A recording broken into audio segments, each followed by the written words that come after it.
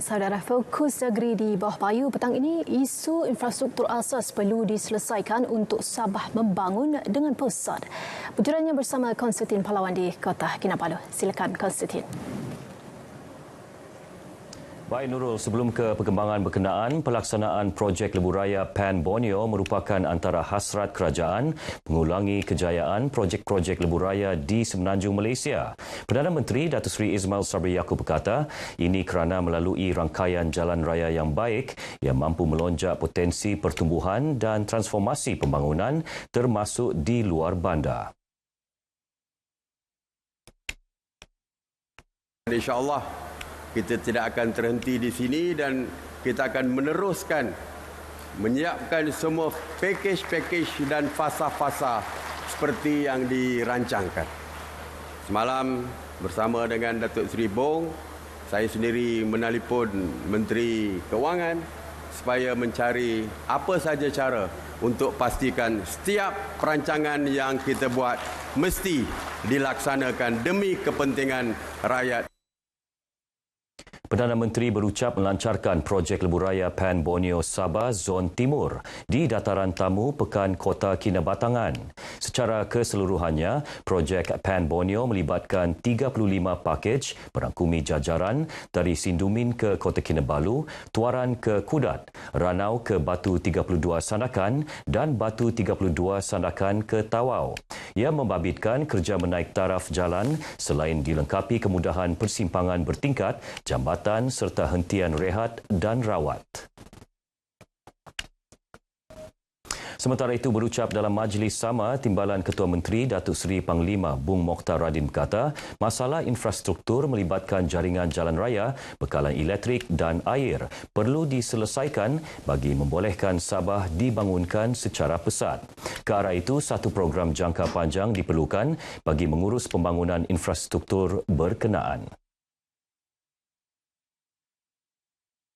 Saya mewakili rakyat negeri Sabah mengucapkan berbanyak-banyak terima kasih kepada keprihatinan yang amat berhormat terhadap negeri Sabah, sebab kami di sini memang memerlukan bantuan secara berterusan. Banyak lagi kampung-kampung yang tidak ada bekalan air bersih, yang tidak ada bekalan api elektrik, yang tidak ada jalan kampung, dan ini juga perlu dilihat secara saksama. Sementara itu, Datuk Bong turut memohon Perdana Menteri agar mempertimbangkan penggunaan mekanisme inisiatif pembiayaan swasta PFI agar projek Lebuh Raya Pan Borneo Sabah dapat direalisasikan dalam tempoh jangka masa lebih pendek. Jelas beliau pihaknya telah mengemukakan perkara itu kepada kerajaan pusat bagi memastikan projek Lebuh Raya Pan Borneo berjalan lancar sekaligus membawa impak positif kepada rakyat. Dalam pada itu, Perdana Menteri berlepas pulang ke Ibu Negara kira-kira 1.40 tengah hari tadi selepas selesai lawatan di Kinabatangan dan Sandakan.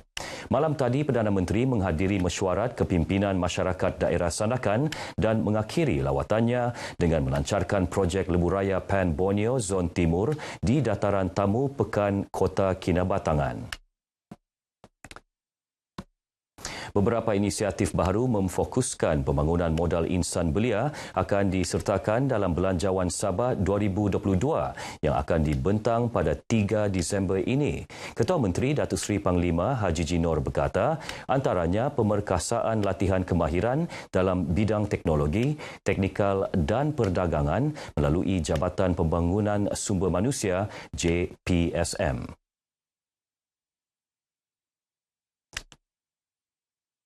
Kerajaan sentiasa terbuka untuk mendengar aspirasi anak-anak muda di negeri ini. Sehubungan itu, Datuk Haji Ji menyatakan inisiatif belia yang dirangka dalam Belanjawan Sabah nanti adalah berpandukan syur dan pandangan kelompok sasar melalui pelbagai platform libat urus yang telah dilaksanakan.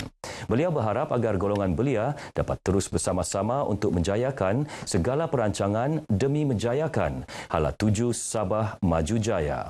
Datuk Haji Ji berucap demikian ketika merasmikan sambutan Hari Belia Peringkat Negeri Sabah 2021 di Pusat Konvensyen Antarabangsa Sabah SICC, Kota Kinabalu.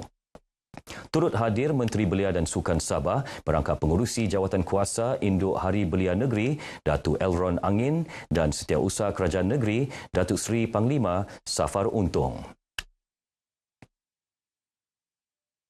Seramai 10 lagi pengusaha pelancongan di Kulu menerima geran Sabah New Deal berjumlah RM20,000 setiap seorang. Setakat ini, 32 geran bernilai RM640,000 telah pun diberikan kepada pengusaha di daerah kecil berkenaan.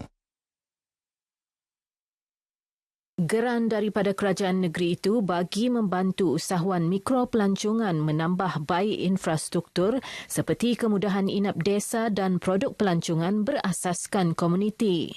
Penerima yang ditemui bersyukur dan berazam menggunakan geran tersebut sebaik mungkin. Saya punya peruntukan ini untuk membina sebuah dewan terbuka.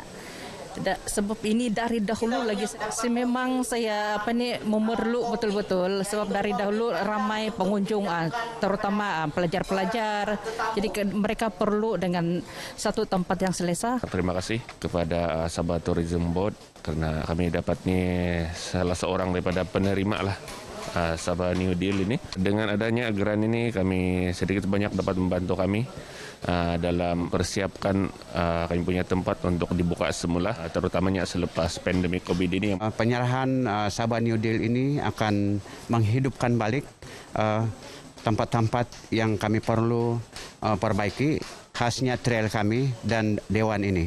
Kami akan gunakan sebaik mungkin Sabah New Deal ini untuk kemudahan asas kami. Sementara itu, Pembantu Menteri Pelancongan Kebudayaan dan Alam Sekitar Datuk Johniston Bangkwai yang menyempurnakan penyampaian geran berkenaan berharap ia akan memberi manfaat kepada pengusaha pelancongan luar bandar tersebut memperbaiki mutu perkhidmatan dan kemudahan disediakan. Ia sekaligus menggalakkan aktiviti pelancongan berasaskan komuniti selain mempertingkat kerjasama dalam kalangan penduduk kampung untuk menjana pendapatan.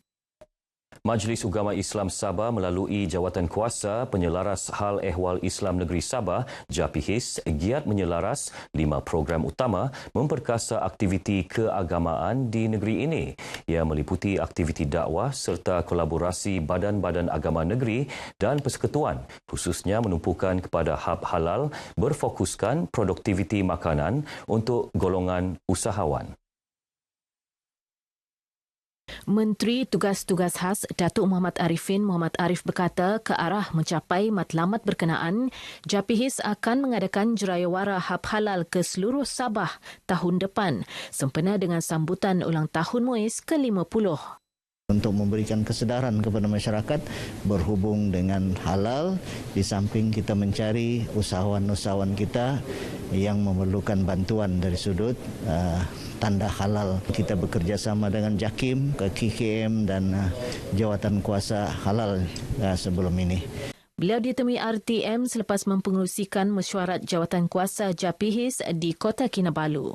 Jawatan Kuasa JAPIHIS dianggotai lebih 10 agensi meliputi badan-badan agama negeri dan persekutuan, pendidikan, keselamatan serta badan-badan bukan kerajaan NGO. Dalam perkembangan lain, Datuk Arifin yang menyambut baik peralihan Sabah ke Fasa 4 Pelan Pemulihan Negara PPN memaklumkan akan mengemukakan permohonan kepada Jawatan Kuasa Pengurusan COVID-19 Negeri berkaitan pertambahan jemaah masjid dan surau termasuk aktiviti keagamaan. Sekian paparan dari Sabah bersama saya, Konstantin Palawan. Utamakan kawalan kendiri, patuhi SOP. Kembali bersama Nurul di Angkasa Puri. Nurul, silakan. Terima kasih Konstantin di atas perkembangan itu.